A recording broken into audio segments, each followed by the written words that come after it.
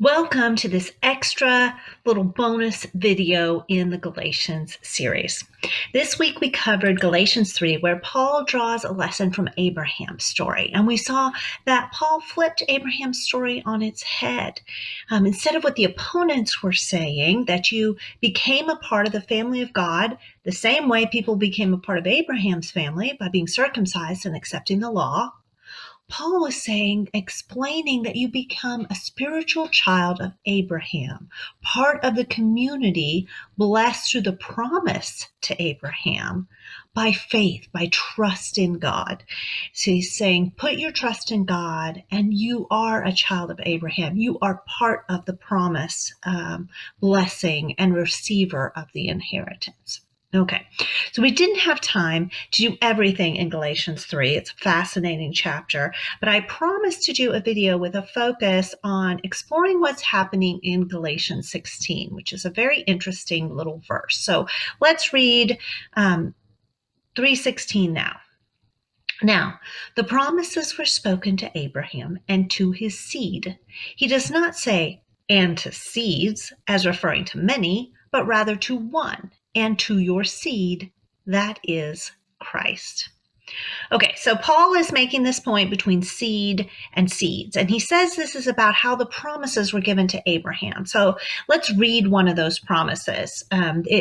This language, the word seed, shows up in many places in the promises. So you can find it all through the story of Abraham, but our translations often will put offspring, descendants, or even children as the word instead of the word seed, which is literal. So I'm going to read Galatians 13:14 through 16, and instead of putting descendants, which my translation, the NASB, uses, I'm going to put in seeds for you to hear it.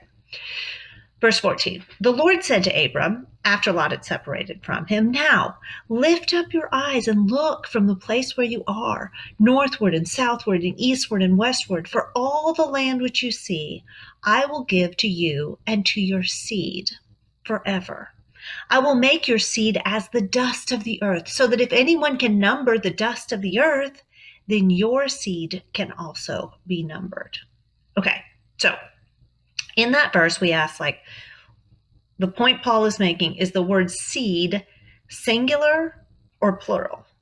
And we're going, well, yes, because it's a collective noun.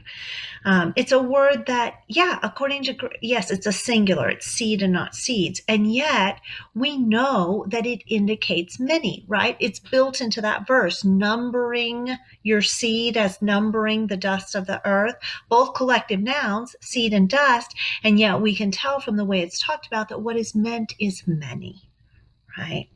So why is Paul making such a point about it being singular, right? Is he just playing tricks with grammar because that helps him point to Christ? What is he doing here? I don't think this is just a trick with grammar, but it has bothered me enough that I wanted to investigate this and bring it to you. Because we all know the word seed represents many, and the text knows it, and Paul knows it. And so let's see what he's doing that is of substance, right? How does the word seed parallel how the promise leads to Christ? Paul is highlighting that the promise threaded through Abraham's offspring, but not through all of Abraham's offspring. Right? God chose one of Abraham's sons to receive the promise and not the others, right? Abraham gave birth to many sons, and by them many nations, as God had promised he would. And we remember Ishmael because the story of Hagar and Sarah and Isaac and Ishmael, very memorable. But there's also another wife, Keturah, whom Abram marries after Sarah died. So reading from Genesis 25, 1 through 6. Now, Abraham took another wife, whose name was Keturah. She bore him Zimron and Jokshan and Medan and Midian and Ishbak and Shua. Now, it goes on to start detailing their sons. And I'm going to spare you some of those names. But what we see is that they each become large tribes of their own, so that we have all these nations, right? And verse 4 concludes, all these were the sons of Keturah. Verse 5, now Abraham gave all that he had to Isaac, but to the sons of his concubines, Abraham gave gifts while he was still living and sent them away from his son Isaac eastward to the land of the east. Okay, so there are all these nations from Abraham, but the promise, you see, those went east. Being sent east is not a good thing. They were sent east after sin in the garden, right? They're sent away to the east. So the promise is only for Isaac. And then after Isaac, he had Jacob and Esau. The promise would go through Jacob, but not through Esau. And so we're starting to see the singularity of selection, right? After Jacob, we have the 12 sons of Israel, but only Judah would bear what will become the line of David, and so on. So the singular seed is like this singular family, which would become Israel. Meanwhile, surrounded by other families, all who have some of these families are descendants of Abraham. Others are descendants of, the other families that gave rise to Abraham. But the promise is only through one. And in the end, the promised anointed one, the Messiah, remember Messiah means anointed, Christ means anointed, the Messiah would be the singular representation of the promise, made through this family and then carried through generations. So the Christ culminates this family of promise, and in the end, singularly fulfills the promise in himself.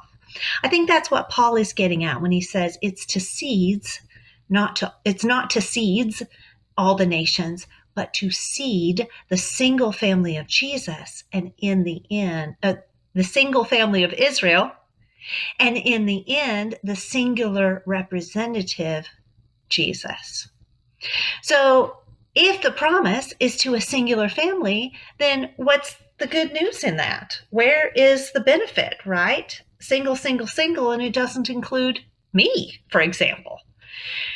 Here we see the ultimate example of what we discussed in class, that when God chooses one, he chooses the one to bless the many, right? This is biblical election, that the one is chosen to be blessed in order to reach out and bless the many. So the promise came through just the family of Israel, which became the Jews, but it blessed the rest of the nations, the ethnos, as God had first promised Abraham, and all nations will be blessed through you.